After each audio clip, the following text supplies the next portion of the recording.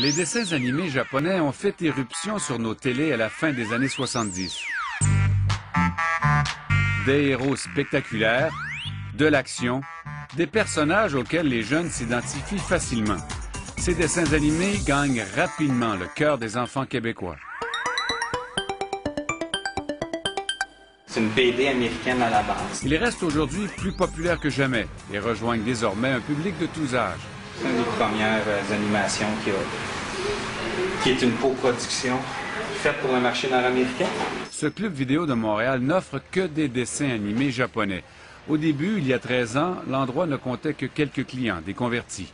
Mais aujourd'hui, il existe un réel engouement. Il y a un intérêt énorme pour l'animation japonaise. Mais je dirais que depuis peut-être 2 ou 3 ans, de plus en plus, tu as des animations qui sont produites, qui sont faites pour le marché nord-américain. On appelle les dessins animés japonais des mangas.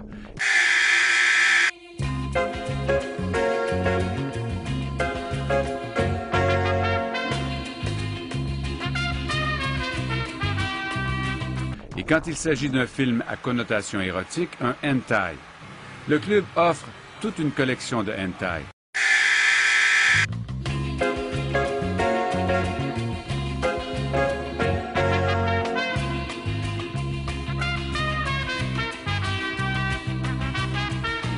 Les films que vous trouverez ici doivent être approuvés par la Régie du cinéma. Elle interdit de reproduire des mineurs parce que le hentai, c'est du porno en version animée. Mais dans ce domaine, comme dans bien d'autres, Internet permet de contourner les règles. Cette vidéo montre une jeune fille en pleine relation sexuelle avec un adulte. Une enfant agressée sexuellement, violemment. Dans celle-ci, un professeur agresse une écolière au beau milieu d'une classe.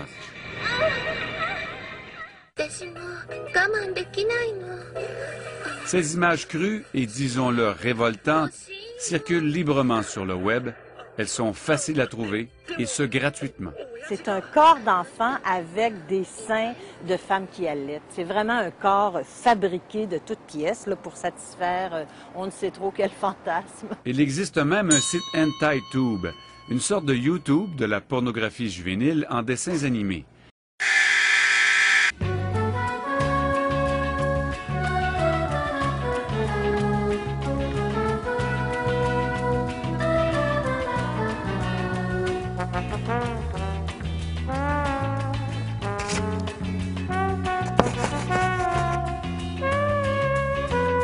C'est là que nous avons trouvé ces images. Le matériel qu'on y voit est à la limite du supportable. Des reproductions de viols d'enfants qui ne laissent rien à l'imagination. Dans le hentai, celui qui personnifie l'homme est toujours excité par la souffrance de l'autre. Plus elle crie, plus elle pleure, plus c'est douloureux, plus il est excité sexuellement. Il y a une apologie du masochisme chez la petite fille, chez l'enfant, chez la femme, hein, qui représente la femme, donc qui doit souffrir, qui doit supporter, qui doit être initié, qui doit subir tous ces sévices.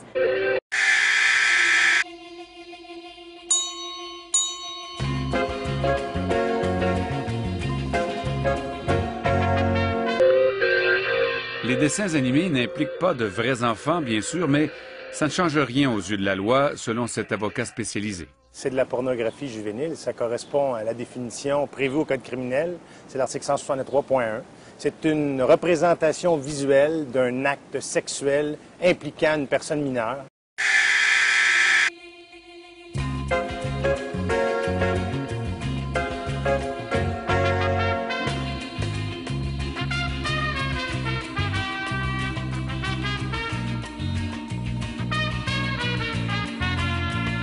Et à partir du moment où ça répond à ces critères-là, et c'en est, c'est clairement de la pornographie juvénile, c'est clairement un crime d'en produire, d'en diffuser, d'en mettre en distribution ou même d'en posséder ou d'y accéder. Même si ce n'est pas des vrais personnages, même si c'est des représentations. Absolument. Il s'agit de matériel illégal pour mettre l'abri, du matériel qui ne devrait tout simplement pas circuler. Les définitions ont été faites larges pour justement aller chercher le plus largement possible tout ce qui traite de pornographie juvénile parce que socialement, c'est inacceptable. Le problème, c'est que les sites comme HentaiTube se multiplient actuellement. JE en a trouvé des dizaines en quelques minutes seulement. Au pays, le Centre canadien de protection de l'enfance lutte contre la pornographie juvénile sous toutes ses formes. Une bataille de tous les instants. Est-ce que ça apparaît sur votre radar? Évidemment, ça fait l'objet d'un certain nombre de signalements. Là, je ne pourrais pas vous dire exactement en pourcentage qu'est-ce que ça peut représenter.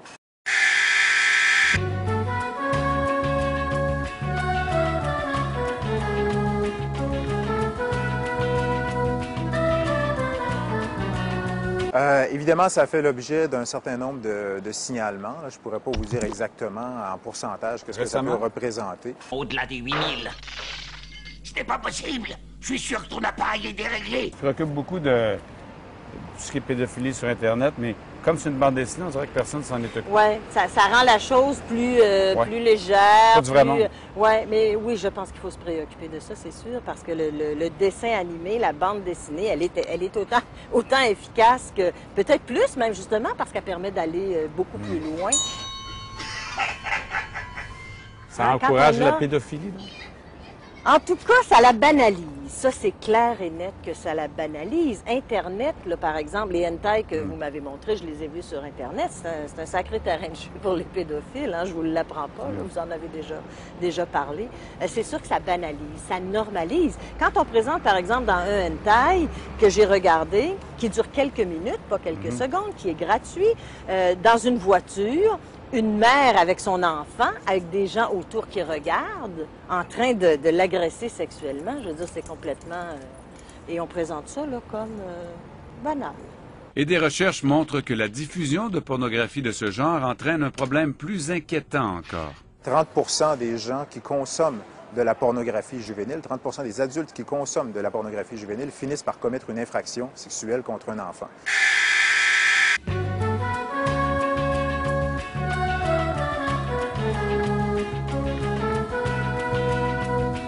Alors, donc, ça a de l'impact. Ça a de l'impact. Ça existe sur le marché actuellement, ça, ces vieux-là, ça a de l'impact dans la vraie vie. Là. Absolument. Absolument.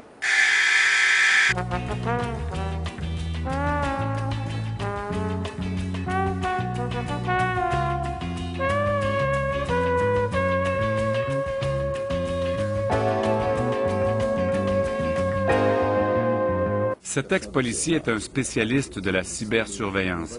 C'est l'un des plus grands experts de la question au Québec. Comme toute autre pornographie, puisqu'il y a de l'argent à faire, un peu tout le monde qui a plus ou moins de scrupules s'intéresse à ça, puis essaie de créer des sites, justement, puis de multiplier là, les accès par les usagers payants. L'industrie de la porno génère, selon Jacques Viault, plus de revenus que certains sports professionnels. Et la combattre est un sport extrême. Au New Jersey, Miami, Floride. JE a demandé à Jacques Viault de remonter la filière de certains des sites de hentai que nous avons identifiés. HentaiTube d'abord. Le site est enregistré en Floride, mais le serveur qui l'héberge se trouve très loin de là, au New Jersey. Free Hentai est enregistré au Delaware. Son serveur se trouve de l'autre côté de l'Atlantique, à Amsterdam, en Hollande.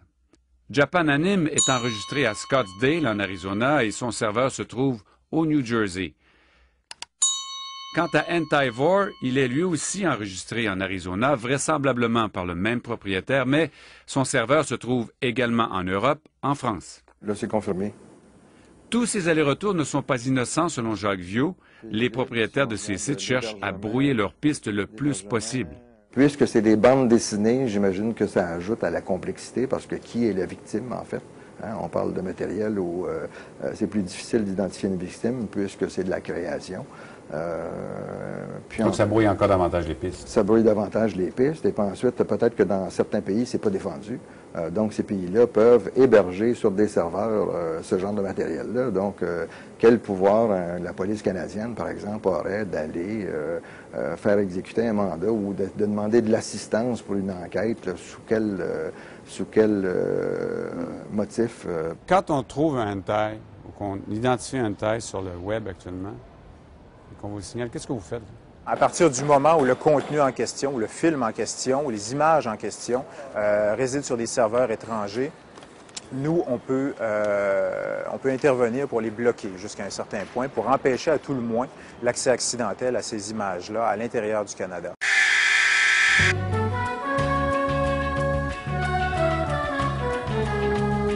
On travaille à travers un projet qui s'appelle Clean Feed Canada. On travaille avec les principaux fournisseurs de services d'accès Internet au Canada, justement pour leur demander, sur une base volontaire, de bloquer ces images-là. Donc, nous, les adresses, les liens à ces images-là nous sont communiqués à travers les signalements. Et lorsqu'on détermine qu'on est effectivement en présence d'un contenu qui est illégal selon les lois canadiennes, mais qui est hébergé à l'étranger, on ajoute l'information à une base de données qu'on partage avec les grands fournisseurs de services d'accès Internet.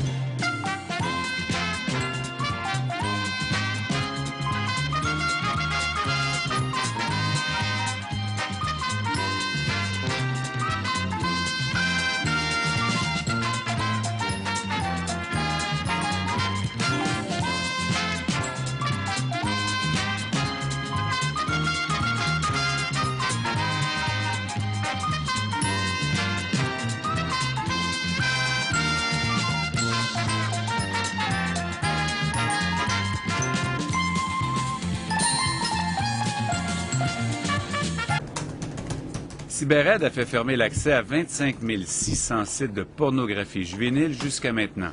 C'est beaucoup, et pourtant il ne s'agit que d'une goutte d'eau dans l'océan de la pornographie juvénile. Et ça n'empêche pas, on le voit, l'émergence d'un phénomène comme le hentai. Ça vous inquiète, ça? Bien sûr que c'est inquiétant. Ce qui est inquiétant, c'est cette omniprésence, cette accessibilité, cet envahissement de ces univers-là un petit peu partout, avec très peu de discours et d'images qui viendraient rivaliser avec ça.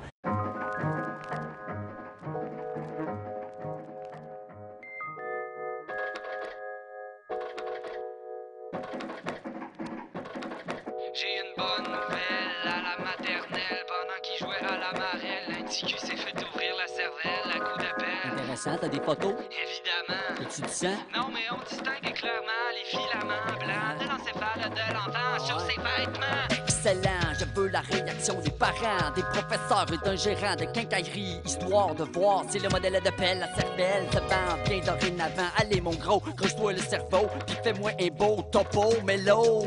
On va jouer ça à la une, on va faire fortune. Voilà ce qu'on appelle une infortune opportune. Sous l'emprise des entreprises, les médias me disent qu'ils analysent en toute franchise, sauf le temps qu'il y aura des balises, qu'ils les écoutent et les lisent, s'écriront des bêtises à leur guise. Sous l'emprise des entreprises, les médias me disent qu'ils analysent en toute franchise, sauf le temps qu'il y aura des balises, qu'ils les écoutent et les lisent, ils écriront des bêtises à leur guise. Tous les jours, les journalistes se font complices des vices de la métropolis. Des vices sous la sandale et puissant Christin, qu'on voit leur face à l'écran. Tour à tour, les vautours quittent leur tour et parcours. Pour et pour chercher la charogne, sans vergogne et s'acharner sur la grogne. Telle à la triste besogne à la galette de bombe, sous prétexte que c'est pogne. Comme un gars de Gascogne orange, comme sur le plus crétin dénominateur commun. Comme un dénonciateur hors du commun, sans autre forme de mise en forme. Je forme qu'on nous désinforme.